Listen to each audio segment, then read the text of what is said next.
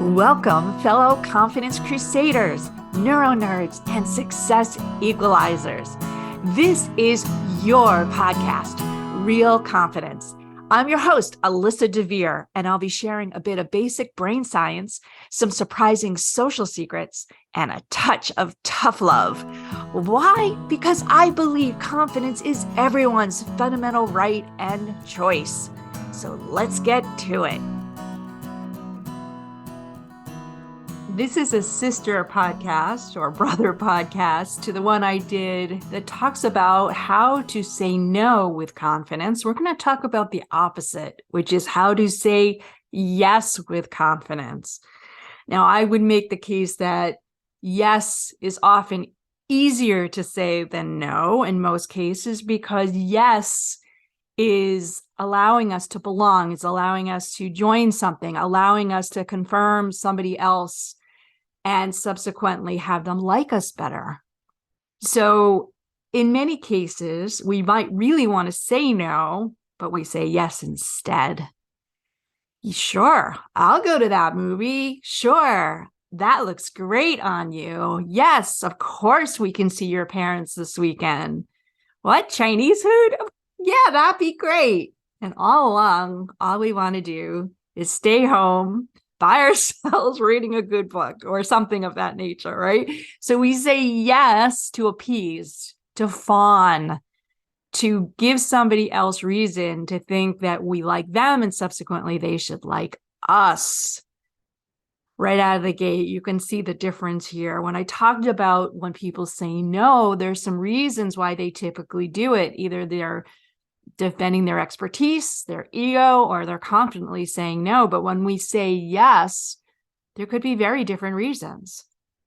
And the reason that we say yes to something, again, usually is a sign that we want to go along with somebody, that we want to agree, that when we want to be part of the pack, we don't want to ruffle somebody's feathers, we don't want to create disruption. So in many cases, that we are going along with something even though we don't want to. But there are reasons that it can be very hard sometimes to say yes. It can be very hard when there are things that you really don't want to do that you should do, and yet you're having a hard time saying, yes, I'm going to do it. So let me give you 3 examples. In some cases, we may say yes and be terrified of what this new thing, this new activity, this new food, this new whatever it is we're being asked to do. But we're going to really want to say no and say yes, because maybe we like the thrill of it. Maybe that little endorphin drip of novelty, that trying something new, giving it a go, accomplishing, defying what we don't want to do is actually something that turns us on. And so as much as we want to say no, in reality, we'll say yes, because we don't want to be a wimp. We don't want to defer to our negative comfort level. Kind of a funny way of looking at it, but it's very true.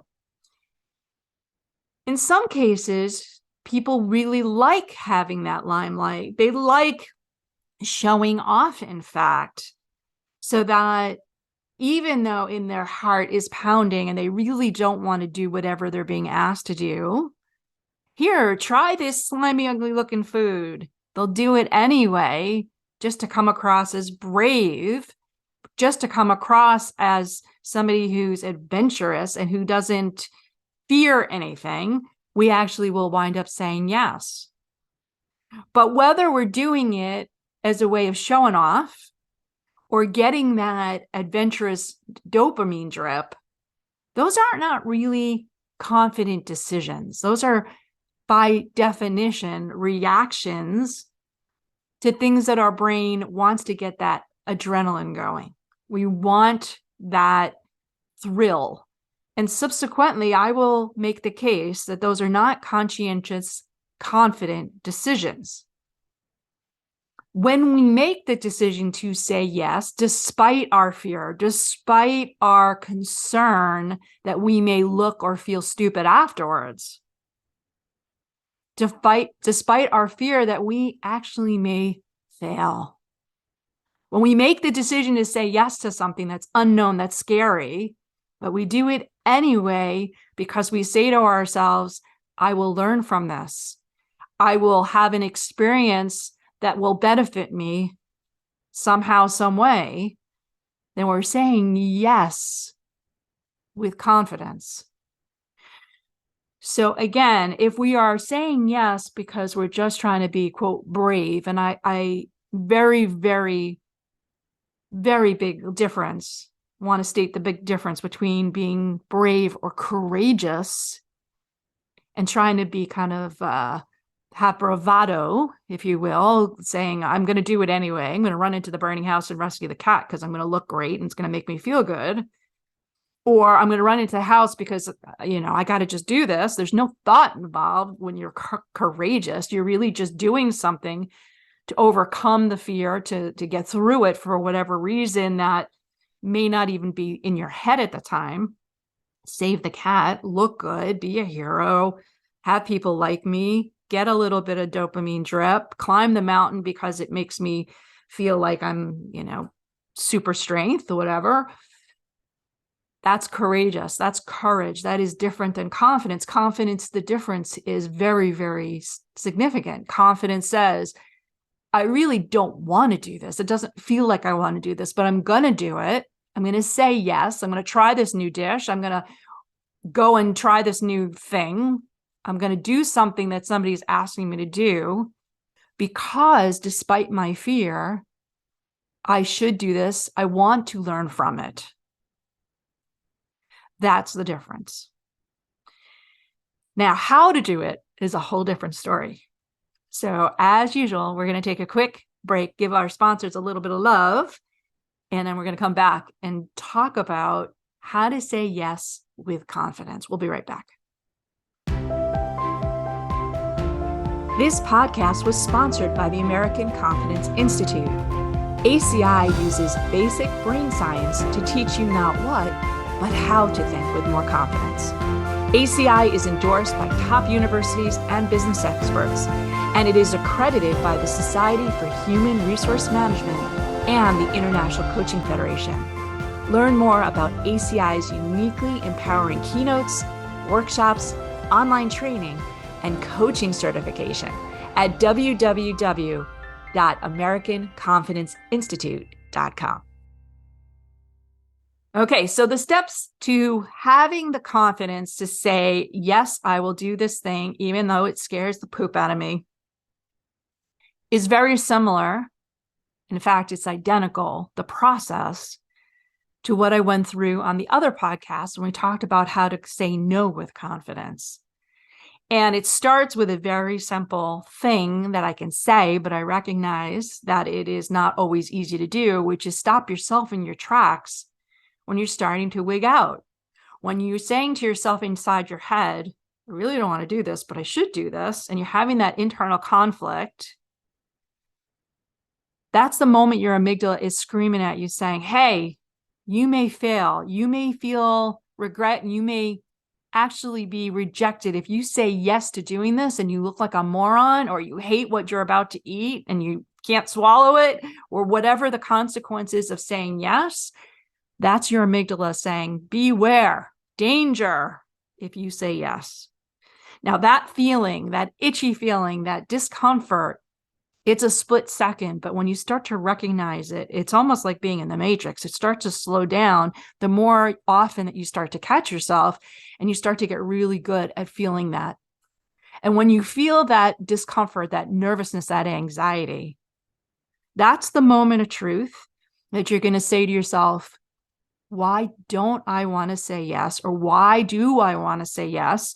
So I can conscientiously make the decision if I really want to do this. And if I really want to do this, why?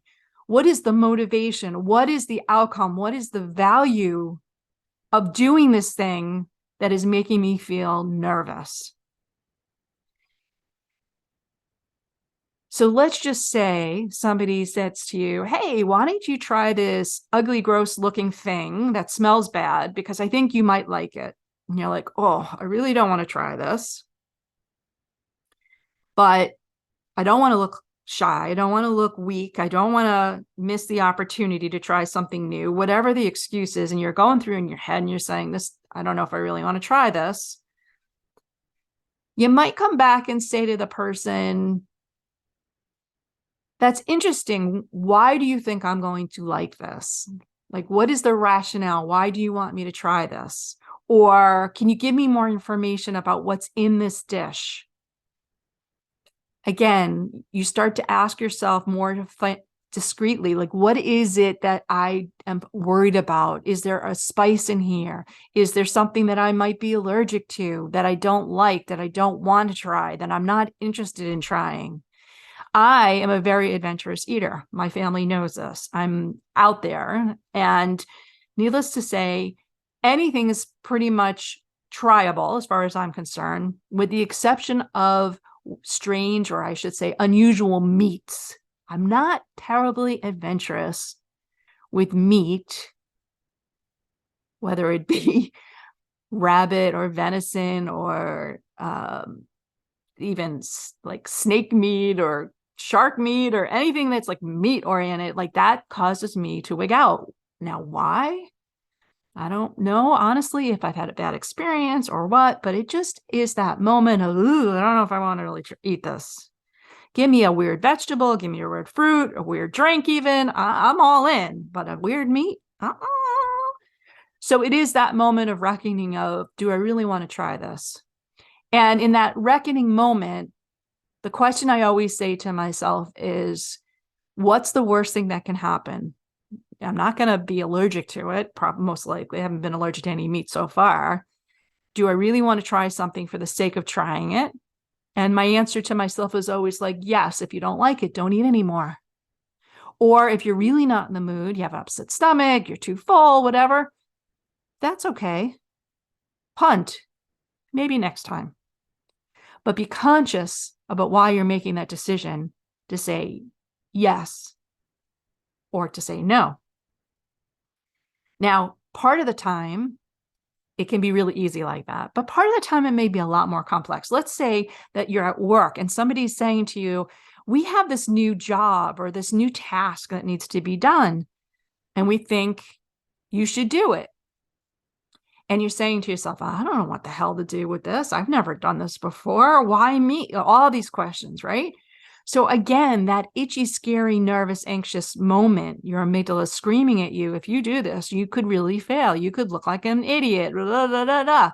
And you're going through the permutations in your head and all the excuses why you shouldn't say yes. But if you say to yourself, hey, time out, before I say no, or before I jump into this yes because I don't want to look stupid, before I give an answer, I'm going to get more information. I'm going to ask the person or other people, give me a little bit more information. Why do you want me to do this? What are my skills or what's my experience that points you to me? That may give you confidence why you could do this. You could ask people, what's the outcome expected? What happens if I do this? What happens if I don't do this? And again, the more information you have is always better, but more importantly, information to give you the confidence to make a decision if this is something that really is going to be a great learning experience for you, if it's going to give you some more skills, if it's something that has high visibility, whatever the reasons are, you got to figure those out. So when you say yes, it's legitimately, I want to do this. Now, in that process, asking for help, asking for somebody to kind of be a thought partner for you, all those things can really be invaluable so that you're not trying something, you're not being courageous just without any help, without any scaffolding. But again, if you're asking enough questions, not crazy amount, but enough questions up front so that you are confident that your decision is a smart one, you can say yes with confidence. Now, going back when you fail, if you fail, and acknowledging that it was a really important learning experience. That was one of the things that that was a possible expectation. And here's the things that you learn from it. That can make all the difference in the world. So that next time somebody comes and says, hey, here's another new project, even if the last one was a disaster, so to speak, it didn't come out with the way you are hoping for, you can still, again, not bring that trauma forward, but utilize the lessons of trying something, learning from it, and getting better so that the next time when something new screams at your amygdala, don't do it, you say to yourself, well, it's a different situation. I know some more things than I did last time. I learned some really good things from last time. I might learn some really good things this time. And you can make a confident decision if this is something, yet again, you want to give a go. So, my friends, recognize that itchy feeling. Think about what's causing that fear, why your amygdala is screaming at you. Figure out some ways that you can get more information and make sure that you're doing something with confidence or not, and get on with it. For now, saying yes doesn't have to be so scary, right? Before we totally wrap up, I want to let you know that full transcripts and show notes for this and other Real Confidence episodes can be found on www.americanconfidenceinstitute.com/podcast. I also want to remind you once again that the best way to get confidence is to give it to others. And you can do it just by liking and sharing this episode on your preferred podcast and social media channels. You can even give me some confidence by noting topics you'd like me to consider for the future. So for now, this is Alyssa DeVere. Thank you for helping to bring more confidence to the world. Master editing done by Ben Weinstein with original music performed and composed by Jeff Mitchell. Real Confidence is a production of American Confidence Institute. All rights reserved.